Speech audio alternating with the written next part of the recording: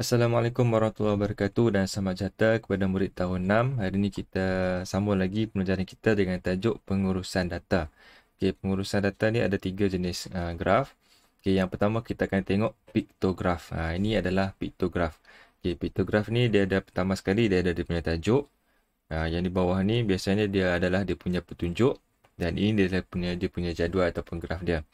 Okey, kita tengok tajuk dia. Jenis sandwich kegemaran murid tahun 6 SK Tatau. Okey, dalam piktograf ni dia tak menunjukkan bilangan sebenar apa yang dia bagi tahu. Contoh dia kata kat sini sandwich ayam 1 2 3 4 5 6. Bukan 6 orang yang suka sandwich ayam. Tetapi kamu tengok dekat bawah ni ada petunjuk dia. Okey, petunjuk dia satu gambar lelaki itu mewakili 5 orang. 5 orang, 5 orang, 5 orang, 5 orang, 5 orang. Jadi bukannya 6 orang yang suka sandwich ayam. Sebenarnya ada 6 gambar dan satu gambar itu mewakili 5 orang. 6 darab 5, 30. Begitu juga dengan sandwich daging. Sandwich daging bukannya 2 orang yang suka. Sebenarnya ini 5, ini 5. 5 dengan 5, 10 ataupun 2 darab 5 sama dengan 10. Begitu juga dengan sandwich tuna. 1, 2, 3, 4. Ada 4 gambar. Satu gambar mewakili 5 orang.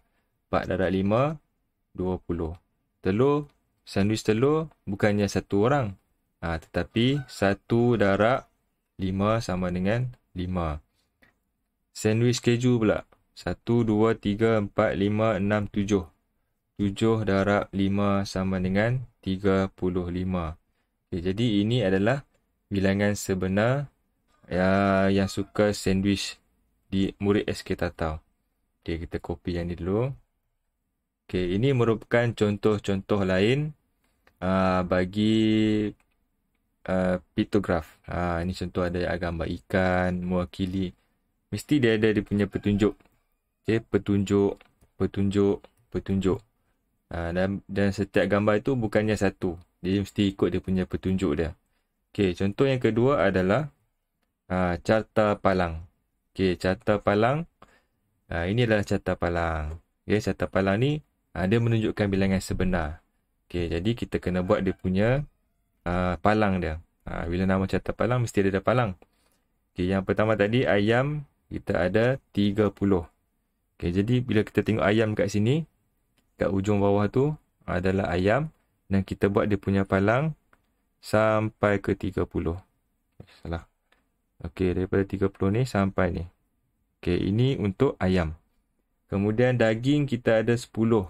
Daging ada 10 daripada bawah sampai ke 10. Okey, tuna kita ada 20. Daripada 20 sampai sini. Kita mesti tengok bilangan yang sebelah kiri sana.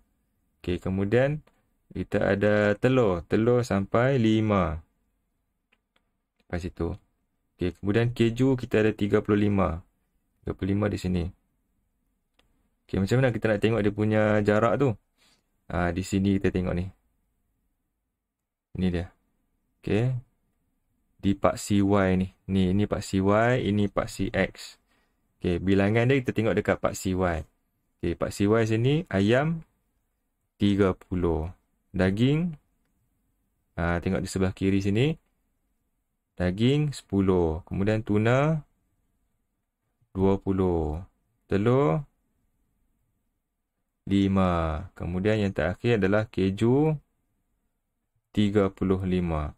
Kalau kamu nak baca graf dan carta palang ni, dia menunjukkan bilangan sebenar.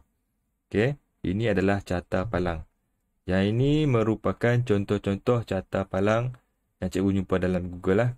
Kamu pun boleh Google sendiri contoh-contoh carta palang. Okey, ini carta palang. Kemudian yang terakhir adalah carta pi. Okey, carta pi. Okey, carta pi ni dia sama juga dengan piktograf, dia tak menunjukkan bilangan sebenar. Jadi untuk menunjukkan bilangan sebenar kita perlu tahu yang pertama sekali, carta pi biasanya dia bagi tajuk, kemudian carta pi, dan satu lagi, kadang-kadang dia bagi jumlah. Jumlah. Okey, kita ambil jumlah daripada tadi. Kita ambil sini. Okey, kita jumlahkan dulu yang ayam, daging apa semua tadi. Okey, 30 tambah 10 tambah 20 tambah 5 tambah 35. 10, 3, 4, 5, 6, 7, 8, 9, 10. Okey. Ini adalah jumlah semua. 100. Kalau kita nak cari keju berapa? Okey, keju 35%. 35 per 100 darab dengan 100. Yang ini senang sebab dia punya jumlah dia 100. Okey, kalau jumlah dia tak 100, kita perlu buat macam ni. Okey, 0, 0, potong 35. Okey, jadi sebenarnya 35 orang yang suka keju. Begitu juga dengan ayam. Ayam, kalau kamu tengok kat sini, dia bagi 30%. 30% sebenarnya kita tukar kepada 30 per 100 darab dengan jumlah. Jumlah dekat sini, jumlahnya adalah 100. Kalau jumlah 100, senang. Okay, kalau jumlah dia 120, kita letak kat sini 120. Kalau jumlah dia 200, kita letak kat sini 200. Okay, kemudian kita darabkan. Kita boleh potong. Jadi 30 orang yang suka sandwich ayam. Yang ni keju. Okay, ini adalah carta pi. Okay, carta pi dia tak menunjukkan bilangan sebenar. Okay, sebelum tu ada lagi. Ini adalah contoh lagi yang cikgu jumpa dalam carta pi. Carta di dalam Google. Kamu boleh cari dalam Google. Ada banyak lagi contoh carta pi. Okay, cikgu ulang balik sekali lagi. Okay, yang pertama, piktograf. Dia tak menunjukkan bilangan sebenar. Kamu perlu cari dengan menggunakan petunjuk. Okay, ini piktograf. Kemudian carta palang. Dia menunjukkan bilangan sebenar. Asalkan kamu tengok di manakah tingginya dia punya palang itu. Di palang tu kamu tengok dia punya tinggi dia.